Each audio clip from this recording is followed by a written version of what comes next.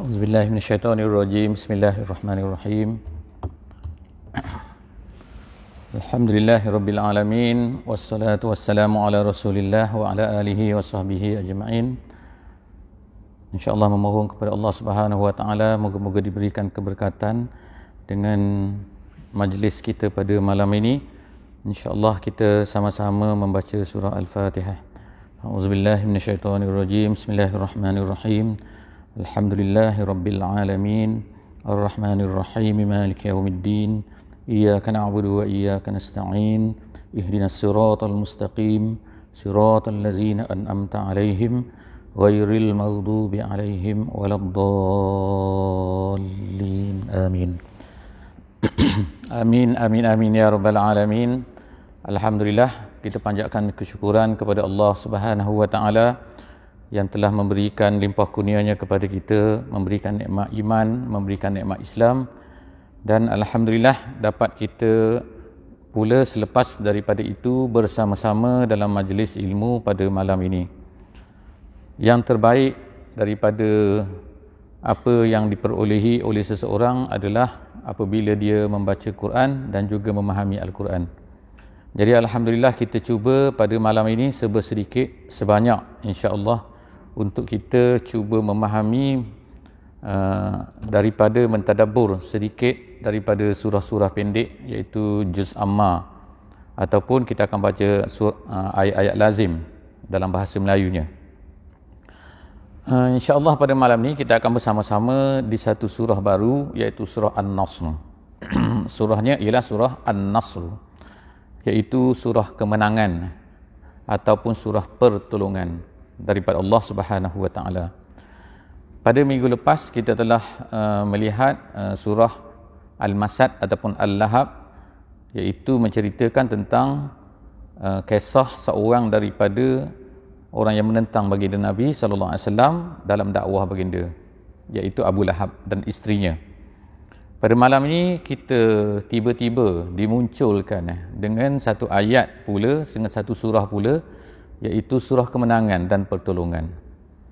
Jadi untuk memahami yang terbaiknya ialah untuk memahami ayat-ayat Quran ini, kerana ayat Quran ini diturunkan oleh Allah Subhanahu wa taala dalam suasana-suasananya sebagaimana kita sebut dahulu, iaitu ada environmentnya, ada ketikanya, ada persekitarannya, yang dipanggil oleh ulama-ulama tafsir sebagai mulabasat dipanggil. Ada satu perkara yang kita sebut hari itu, namanya asbabun nuzul. Tetapi asbabun nuzul ini agak berbeza sedikit daripada mulabasat. Biasanya asbabun nuzul ini dia berkaitan dengan hukum hakam. Tetapi mulabasat ini ialah suasana ataupun keadaan bagaimana dakwah baginda Nabi sallallahu alaihi wasallam ini berada, maka pada ketika itulah turunnya surah tersebut.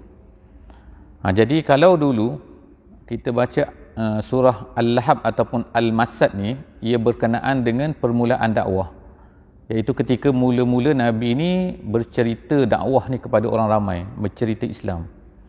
Ayat ini pada malam ni adalah tentang pengakhiran. Dalam Juz Amma ni, Juz 30 ni, ada menurut sebahagian besar daripada ulama'nya mengatakan hanya dua sahaja surah yang banyak-banyak tu, surah-surah pendek ni, yang turunnya di Madinah. Yang lain tu semua turunnya di Mekah. Sama ada An-Nas ataupun kita baca sebelum daripada ni Al-Falaq, Al-Ikhlas, semua tu Makkiyah dipanggil. Tapi surah An-Nas ni, bukan An-Nas, jangan dekat-dekat bunyi itu. An-Nas itu An-Nas dengan sad. Surah ini adalah Madaniyah, iaitu turunnya di Madinah.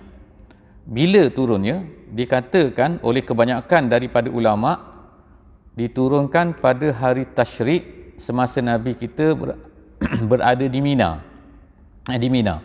Iaitu pada tahun yang ke-8. 8 Hijriah. 8 Hijrah. Jadi ada dua, kadang-kadang kita sebut 8, ada 8 kenabian, ada 8 Hijrah.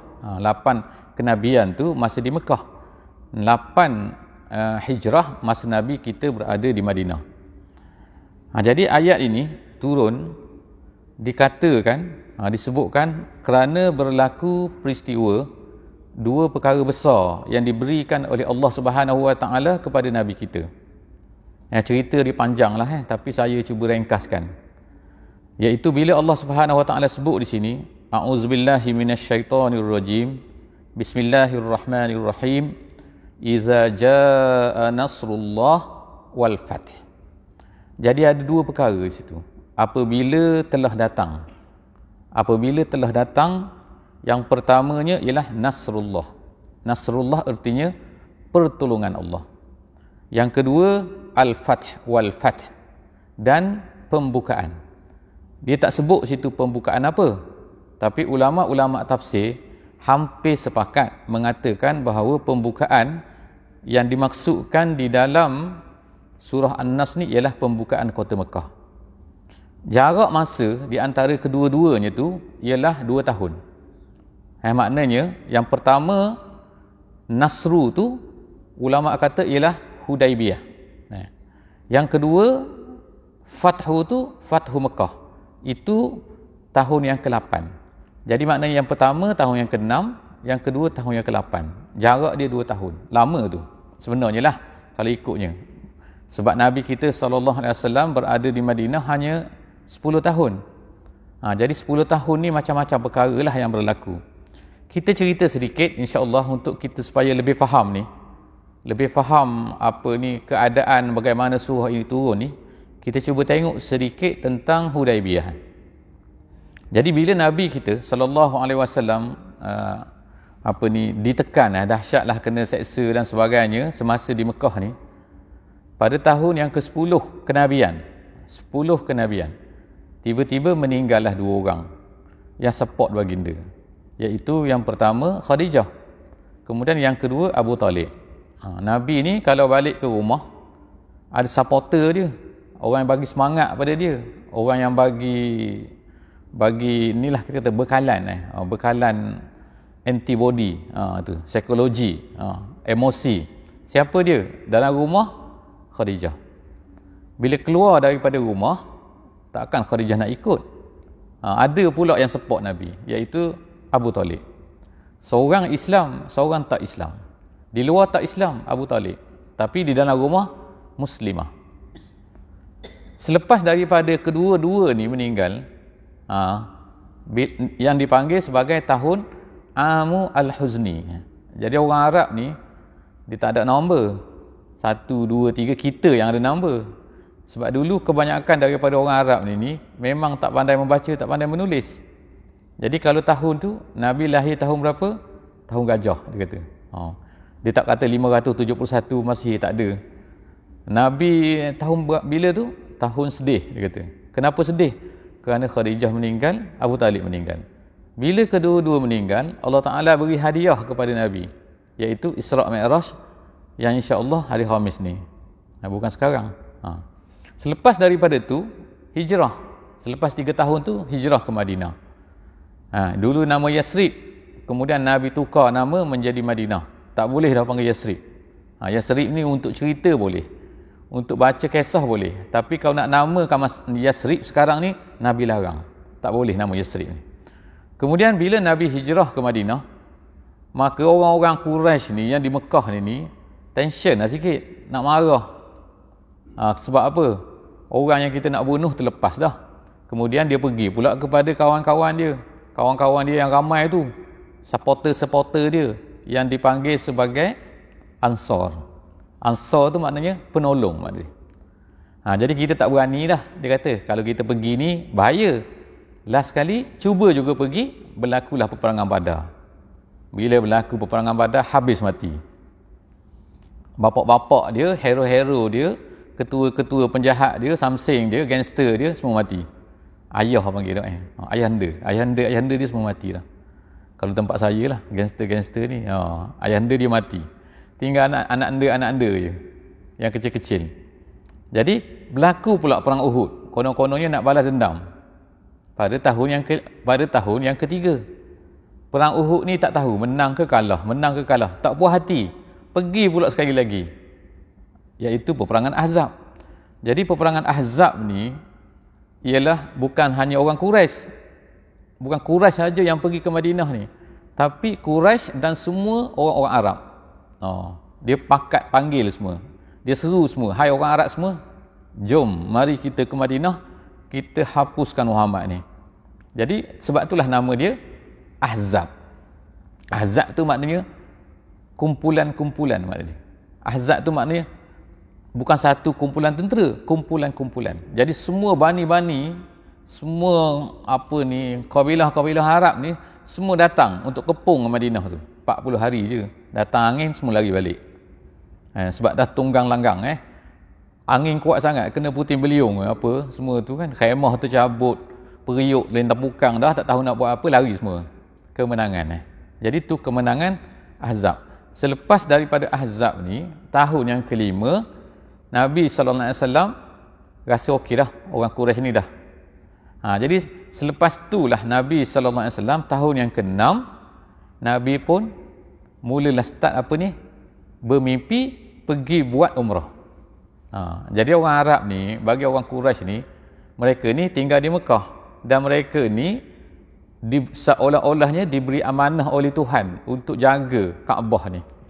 Dan orang yang datang daripada seluruh tanah Arab ni boleh datang, kita mesti kena layanlah dengan baik. Kena beri kebenaran. Kebenaran kepada siapa? Siapa-siapa orang nak datang buat umrah, silakan. Siapa nak datang buat haji, silakan. Tak boleh kacau, tak boleh ganggu. Tapi bila Muhammad nak datang, mereka sekat. Ini cerita dia. Mereka tak benarkan.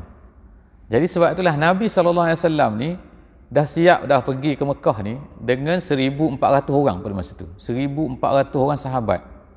Pergi ke Mekah. Tak bawa senjata. Maknanya bukan nak berperang ni. Tak bawa kereta kebal, tak bawa jet, tak bawa drone, tak bawa sebenarnya. Bawa pedang, dia kata, satu saja dalam sarungnya. Bila pedang dalam sarung ni, artinya tak nak berperang ni. Just untuk buat-buat, manalah tahu backup lah kalau ada masalah. Jadi pergi.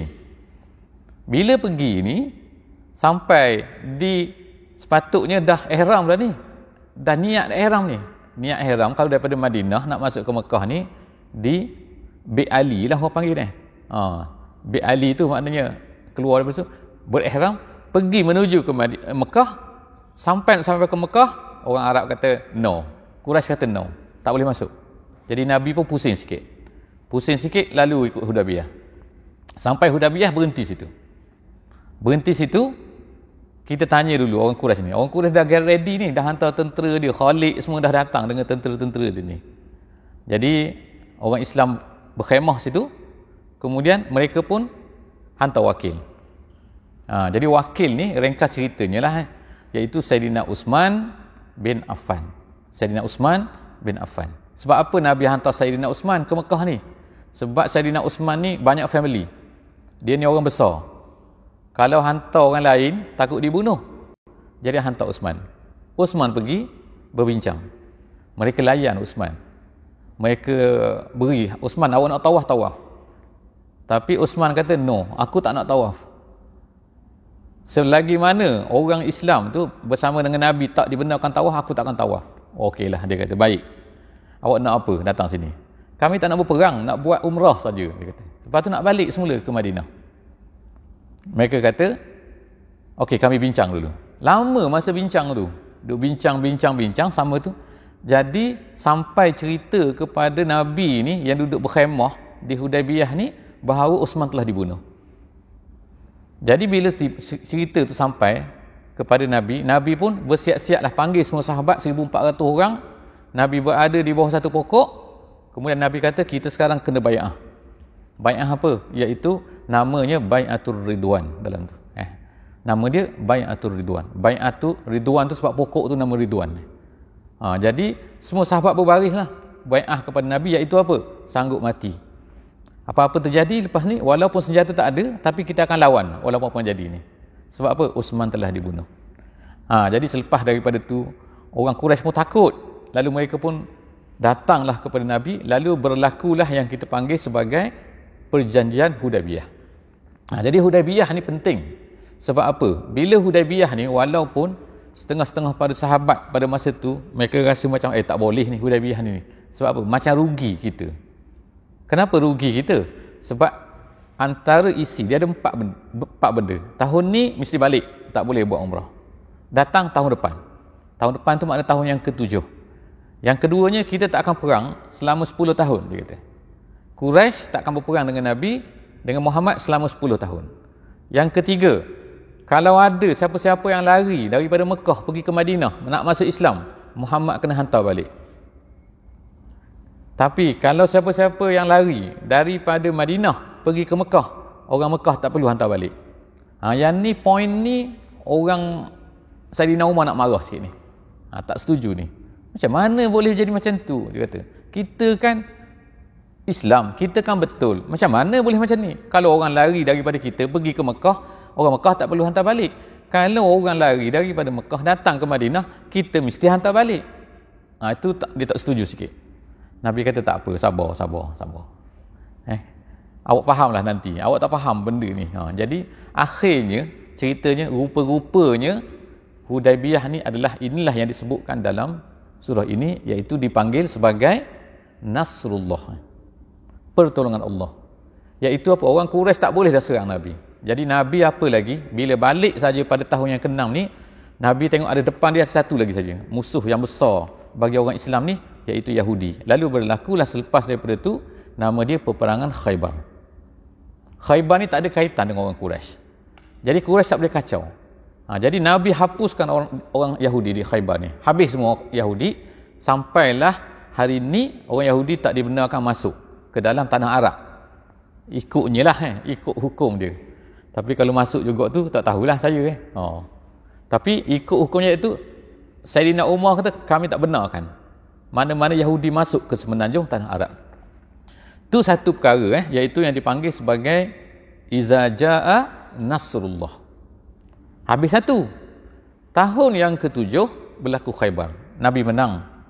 Lepas tu tahun yang ke-8 tiba-tiba berlakulah satu perkara yang mana yang menyebabkan Nabi ni boleh ambil tindakan terhadap orang Quraisy. Sebab apa? Orang Quraisy telah langgar perjanjian.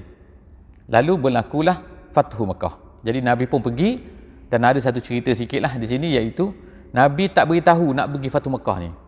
Dia tak beritahu nak pergi ke Mekah. Dia pusing-pusing, tapi ada seorang ni, sahabat ni, nama dia Hatib bin Abi Balta'ah nama dia. Dia telah kirim berita ni.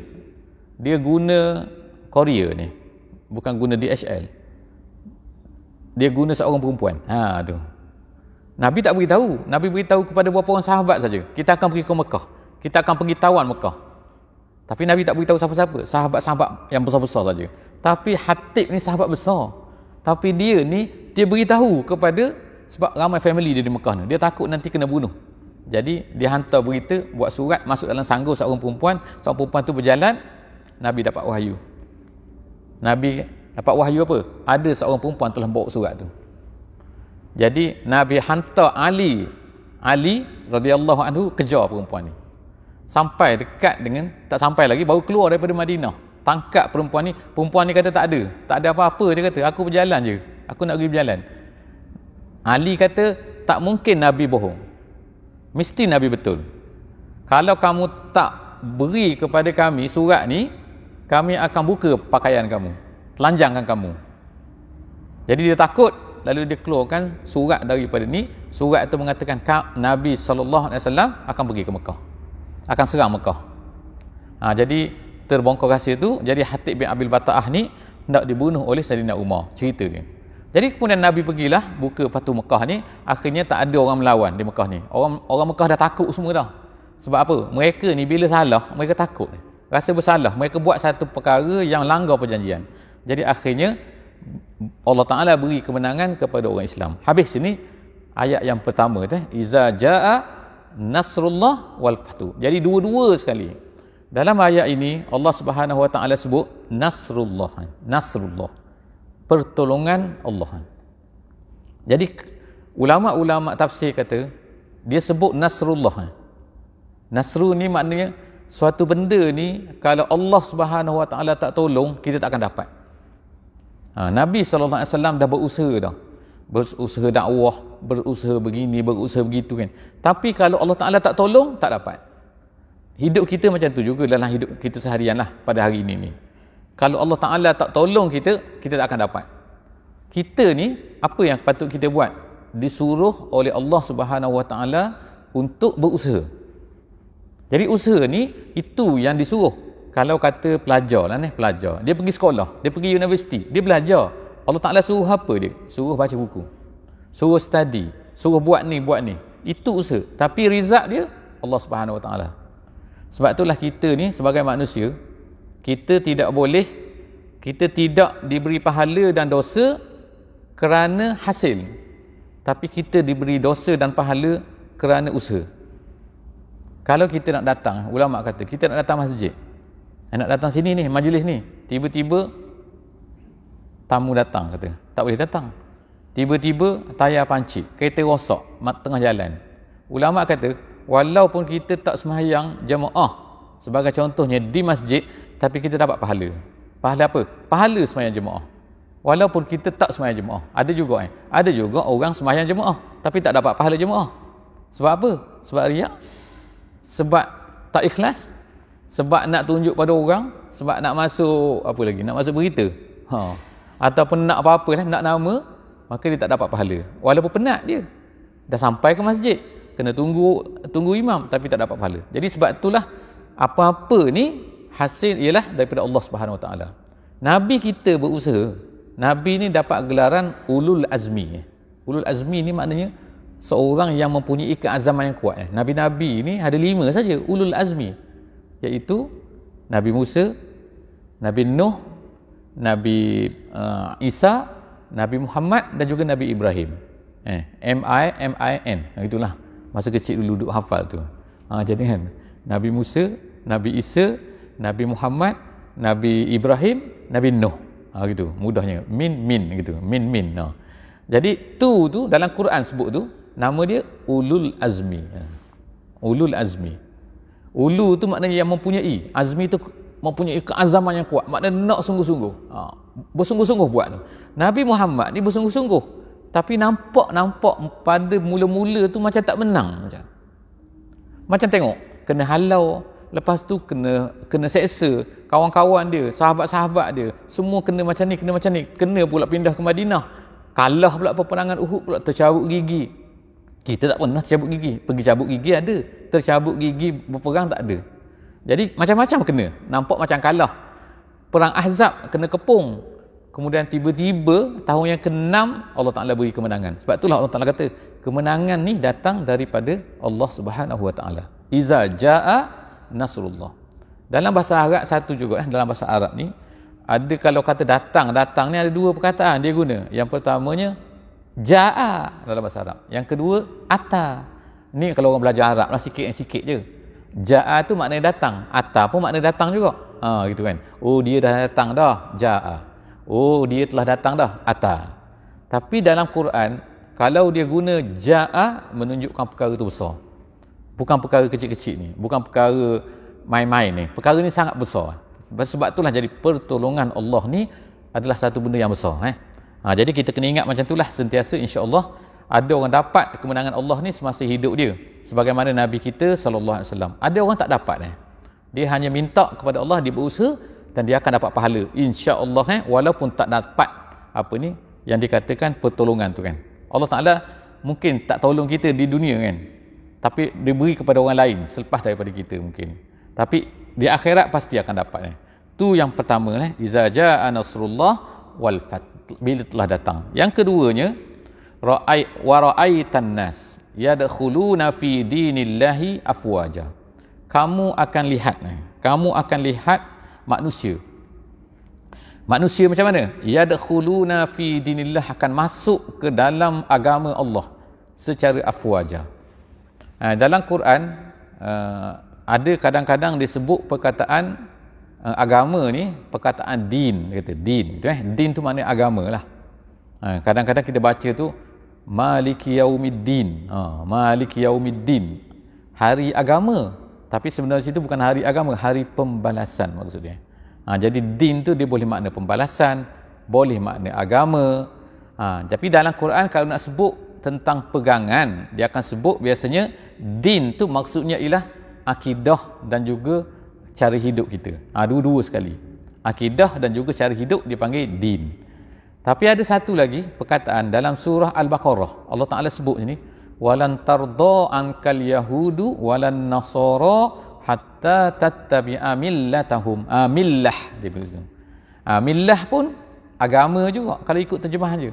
Tapi ulama-ulama tafsir dia kata ada beza sikit. Saya nak ambil sikit contoh ni, iaitu dalam ayat ni. Ayat mana? Ayat surah Al-Baqarah ni. Allah Ta'ala kata walan tarda, orang-orang Yahudi, walan tarda ankal yahud, orang Yahudi, wan nasara, dan juga orang Kristian, orang Nasara, hatta tattabi'a millatahum, sehinggalah kamu semua, iaitu orang yang beriman, orang Islam ni, ikut millah mereka. Millah di sini maknanya kalau ikut terjemahan agama.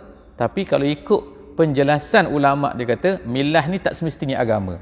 Millah ni orang Kristen dan Yahudi, dan Allah Ta'ala kata tak akan reda kepada kamu sehingga kamu ni mengikut cara hidup mereka, cara style. Itu. Jadi kita tengok pada hari ni memanglah kan. Kita tengok hari ni apa? Orang-orang ni kadang-kadang tu agama tak tukar, din dia tak tukar, tapi millah dia tu berubah. Cara hidup dia, cara pegangan dia, style dia tu, style tak kira lah. Style orang kafir lah. Style Korea ke style apa tak kira lah. Style K-pop ke macam-macam lah. Jadi tu apa benda? Itu nama dia millah nama dia. Tapi dia Islam. Dia Islam. Dia tak berubah agama dia. Ini di antara bendalah yang Allah Ta'ala sebut tentang beza di antara millah dan juga din. Dalam surah ni Allah Subhanahu Wa Ta'ala kata bila Allah Ta'ala ni nak beri kemenangan, nak beri pembukaan, kemenangan daripada Allah ni ialah tanda dia apa? Orang masuk Islam secara berbondong-bondong dalam terjemah ni.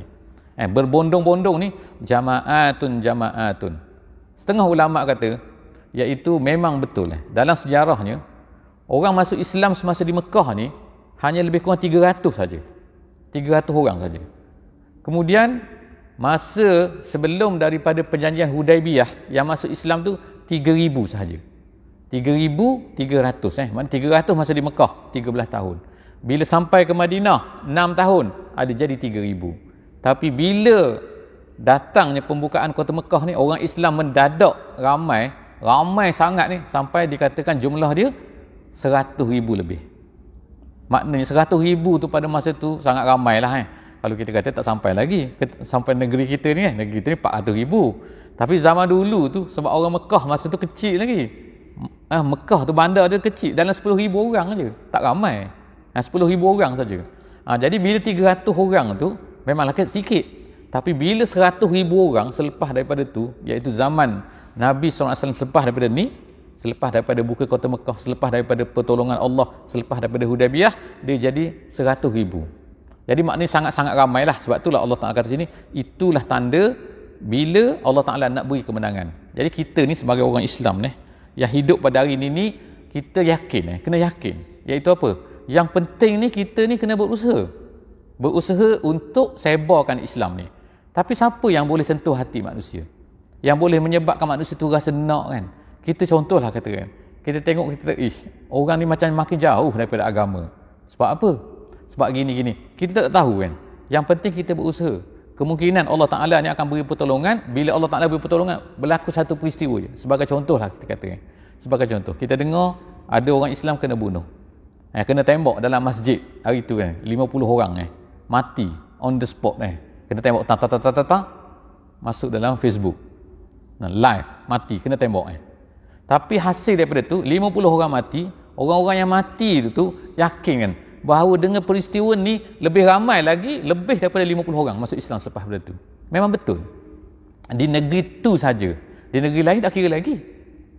Macam itulah juga macam orang kata orang tak suka pada Islam. Orang sebarkan cerita tak suka pada Islam di macam-macam tempat lah atas dunia ni. Tapi dengan sebab orang tak suka pada Islam tu, maka ramai pula orang-orang yang tak pernah dengar pasal Islam ni berminat nak tahu pasal Islam. Dan ramai pula masuk Islam disebabkan peristiwa-peristiwa tu jadi sebenarnya atas dunia ni ramai lagi sebenarnya orang tak tahu tentang Islam ni, dan mereka ni sebenarnya tunggu masa saja Allah Ta'ala nak beri hidayah kepada mereka. Yang penting tu ialah macam mana cara. Yang penting tu kita ni kena berusaha, insya-Allah. Yang terakhir, Allah Ta'ala sebut fasabbih bihamdi rabbik wastaghfir innahu kana tawwaba. Jadi Allah Ta'ala kata dalam ayat yang terakhir, ayat surah An-Nas ni, Allah Ta'ala kata fasabbih. Bila Allah Ta'ala dah tolong kita, Allah Ta'ala dah beri orang ni masuk Islam, sepatutnya kita macam mana? Kita boleh sombong? Tak boleh. Tak boleh. Tak boleh kita rasa bangga. Tak boleh rasa tengok, oh Islam dah menang dah, tengok kita ni macam ni ramai orang dah masuk Islam kan. Tak boleh rasa ada. Bahkan dia kata Nabi SAW bila masuk masa Fathu Mekah ni, dia tunduk dia dalam keadaan tunduk tunduk dan macam sujud kepada Allah Subhanahu Wa Taala atas kenderaan tu. Sehingga orang Quraisy ni bila dia tengok tu, Muhammad ni, dia kata ni lemah ni, apa ni, tak larat ni kan, apa nak panggil, orang panggil apa ni, macam tak cukup makan, dia kata kan. Sehinggalah Nabi beritahu apa, hai orang Islam semua, sekarang ni kita tawaf 3 pusingan yang pertama tu berlari laju. Supaya nampak apa? Supaya nampak macam kita ni sihat dah. Kita ni bukan, kita sebenarnya tunduk, dan juga sebab Allah Ta'ala kata ni fasabbih bihamdi rabbik, kita ni tak tunduk pada Allah, syukur pada Allah kerana Allah Ta'ala. Tapi dia orang tengok pula kita ni, dia kata orang Islam ni lemah dah, dia kata. Tak cukup makan, tak cukup apa ni. Jadi Nabi kata, sekarang ni kita berlari laju ni, tunjukkan kepada orang kafir yang sedang tengok ni. Sebab bila Nabi masuk tu, mereka ni semua takut. Mereka duduk jauh-jauh. Mereka tengok, dia kata. Dia kata, ni cara orang-orang Islam ni buat. Ni dia kata. Jadi dia tengok tu. Jadi Allah sebenarnya mereka ni bertasbih kepada Allah. Fasabbih bihamdi rabbik, kemudian wastaghfiru. Allah Ta'ala sebut yang terakhir ni ialah kena istighfar. Kenapa kena istighfar? Kerana sedangkan kemenangan dah datang. Kenapa kena istighfar? Sebab kita takut datang perkara-perkara yang tak betul dalam hati. Takut riak dan sebagainya. Jadi ulama kata sini ialah bila kita ni dapat apa-apa atas dunia sekarang lah, contohnya kan. Contohlah kata kalau orang belajar, dia dapat kejayaan, sepatutnya dia kena istighfar kepada Allah. Sebab apa? Takut datang perasaan bangga. Bila bangga ni menghapuskan semua benda yang kita buat dulu ni. Kalau kita belajar kata kerana Allah 5 tahun, tiba-tiba dapat kejayaan hebat daripada orang lain, kita datang rasa riak, maka dia akan batalkan semua amalan kita tu. Jadi kita takut benda-benda tu semua. Maka moga-mogalah ayat-ayat ini, insya-Allah surah ini, walaupun Nabi ini diberi kemenangan oleh Allah Ta'ala, tapi Nabi diajar oleh Allah Subhanahu Wa Ta'ala supaya hendaklah fasabbih subhanallah wa bihamdihi bihamdi rabbik, kemudian astaghfirullahal azim. Jadi insya-Allah setakat itulah insya-Allah daripada surah An-Nas pada malam ni. Moga-moga kita dapat pengajaran, insya-Allah moga-moga akan menambahkan iman kita, keyakinan kita, dekat kita dan pelajaran kita bagaimana kita nak beramal dengan Islam ini. Insya-Allah kita sudahi majlis kita pada malam ni dengan membaca surah wal asri. Bismillahirrahmanirrahim. Wal asri innal insana lafi khusr illa allazina amanu wa amilus solihat wa tawasau bil haqq wa tawasau bis sabr. Wassalamualaikum warahmatullahi wabarakatuh.